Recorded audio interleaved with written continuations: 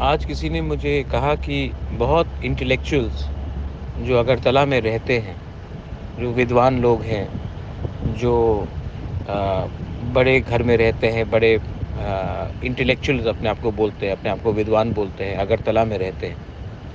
उनको पसंद नहीं है कि तिपरा मोथा का बात, कॉन्स्टिट्यूशनल सॉल्यूशन का, हमारा अधिकार का बात के बारे हम लोग क्यों बात कर रहे हैं। उनको लग रहा है कि उनको अपोज़ करना चाहिए।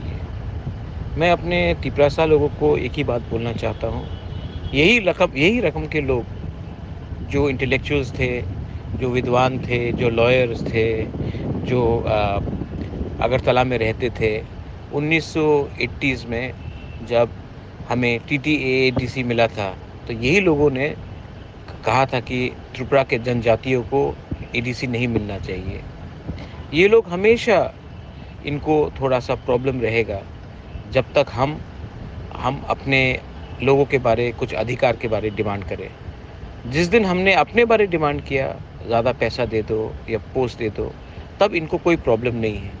लेकिन जिस दिन हम लोग अपने समाज के बारे, अपने तोहफ़ा के बारे कुछ डिमांड करते हैं और गवर्नमेंट सुनता है, तो इन लोगों को बहुत प्रॉब्लम होता है। ऐसा क्यों है?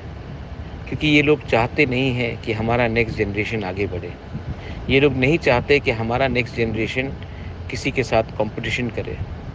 ये लोग चाहते नहीं हैं कि हमारे घर में अच्छा-सा एक परिवार हो जिसमें माँ को भी हॉस्पिटल का सुविधा मिलता है, बच्चा भी स्कूल जाता है और आपके पास भी नौकरी है।